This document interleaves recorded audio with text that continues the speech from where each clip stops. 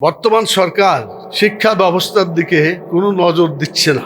এরকম ফাঁকিবাজি শিক্ষা ব্যবস্থা বাংলাদেশ চায় না, ঠিক কিনা বলে? দলীয় লোককে পুনর্বাসন করার দিকে তার নজর বেশি। দলকানা লোককে শিক্ষা ব্যবস্থায় আনা হচ্ছে, মেধার খবর কিছুই নাই। এই দলকানা নিয়োগ বন্ধ করতে হবে।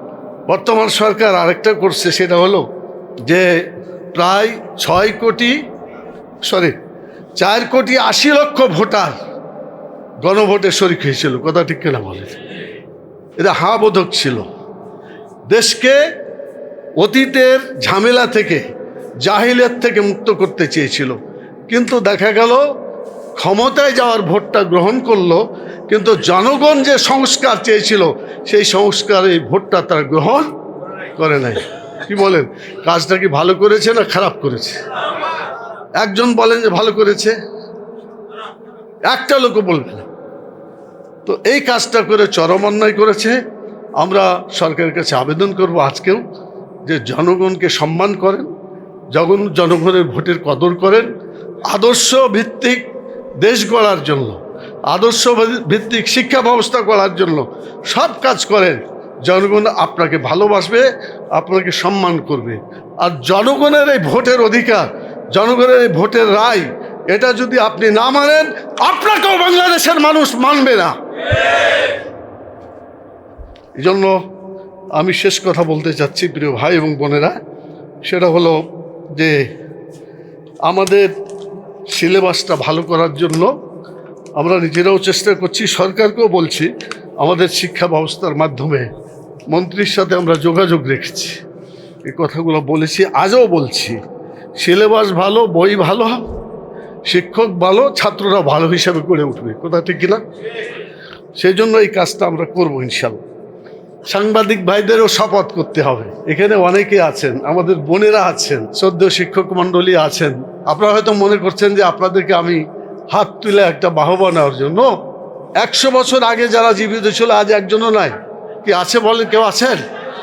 আবার আজকে আমরা কথা বলছি, কথা শুনছি, কোনো একজন কি আগামী 100 বছর পরে বেঁচে থাকবো? কেউ থাকতে পারবো না। তো যেহেতু আমরা বেঁচে থাকতে পারবো না, সেজন্য আমাদেরকে এটাই সিদ্ধান্ত নিতে হবে যে আমরা জাহান্নাম থেকে বাঁচবো, জান্নাতে যাব। কি রাজি ইনশাল্লাহ? আমার স্ত্রীকে জাহান্নাম থেকে বাঁচাতে হবে, আমাকে, আমার ছেলেটাকে জাহান্নাম থেকে বাঁচাতে হবে, আমাকে জাহান্নাম থেকে বাঁচতে হবে। অন্য জায়গায় তাহলে স্পষ্টই বলছেন, কু আনফুসাকুম ওয়া আহলিকুম নারা, তুমি নিজে বাঁচো আর তোমার আহলকে জাহান্নাম থেকে বাঁচাও। আমরা মনে করছি পিএইচডি করলে, অনেক বড় শিক্ষক হলে, পত্রিকার সম্পাদক হলে, এমপি হলে, প্রধানমন্ত্রী হলে, মানে আমরা বিরাট সফলতা হয়ে গেল, বিরাট সফল আমরা হইলাম। আসলে কি আমরা সফল হইলাম? আসল সফলতা মরার পরে জাহান্নাম থেকে বাঁচা আর জান্নাত। তো ইনশাল্লাহ এখন থেকে সে কাজ করবো ইনশাল্লাহ। শিক্ষা ওই রকমই হবে, গড়ে তুলতে হবে। যে শিক্ষা পড়ে জাহান্নামে যেতে হয়, সেই শিক্ষাকে বাংলাদেশ থেকে আমাদের উৎখাত করতে হবে।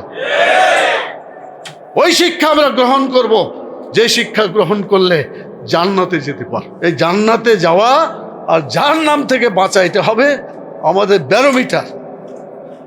আদর্শ শিক্ষক ফেডারেশন এ ধরনের শিক্ষা ব্যবস্থায় বাংলাদেশে চালু করতে চাই। এরপরে আর একটা কথা আছে, সেটা হচ্ছে আমি নিজে চললেই ভালো হতে পারবো না, আমার কাজ হচ্ছে অন্য মানুষকেও দাওয়াত দেওয়া। তো আমরা আজকে শিক্ষা যে মানুষকে যে তৈরি করি শিক্ষার মাধ্যমে, এটা টার্গেট কি এটা নয়?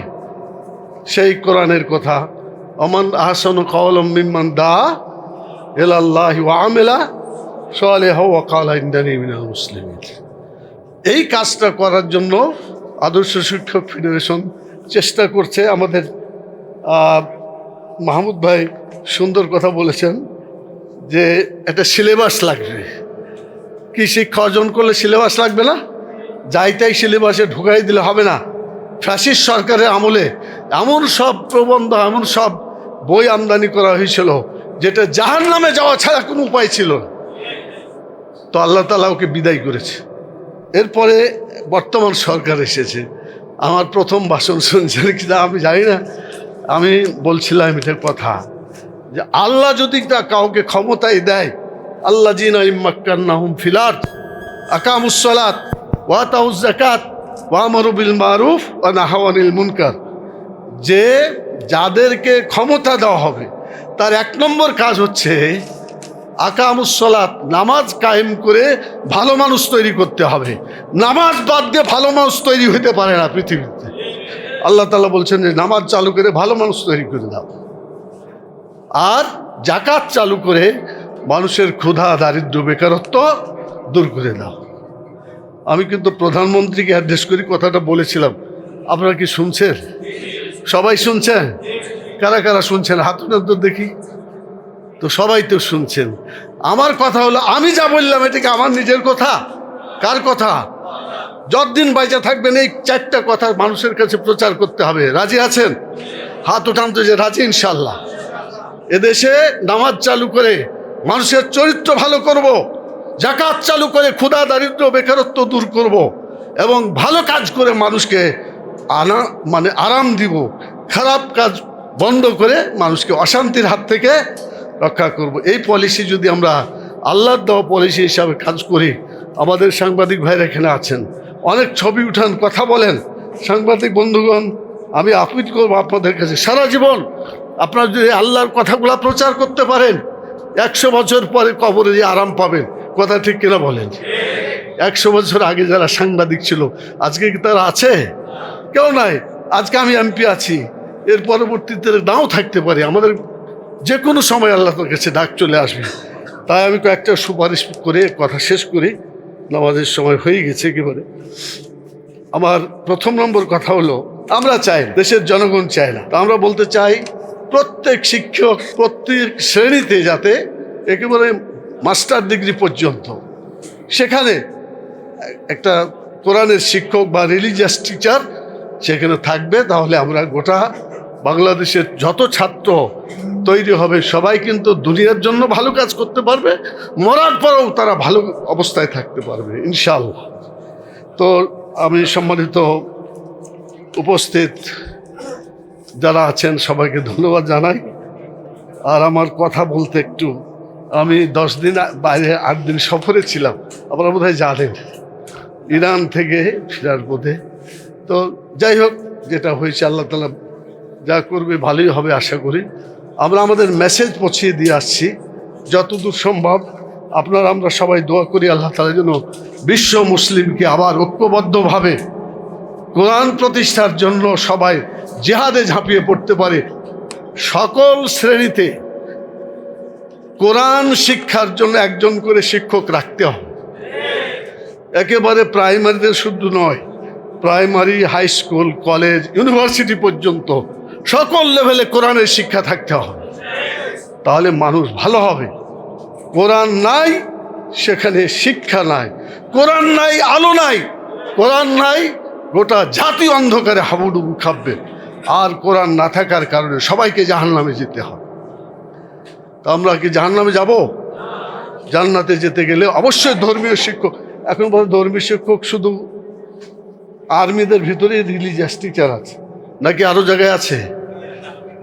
প্রাইমারিতে ছিল কিছু, দিনিয়াত ছিল, ইসলামী শিক্ষা ছিল। এখনও বোধহয় যারা কলেজে পড়ান বেশি তারা এখন বলতে পারবেন, কলেজে যারা ইসলামিক স্টাডি এটাকে সাবজেক্ট হিসাবে রেখেছে।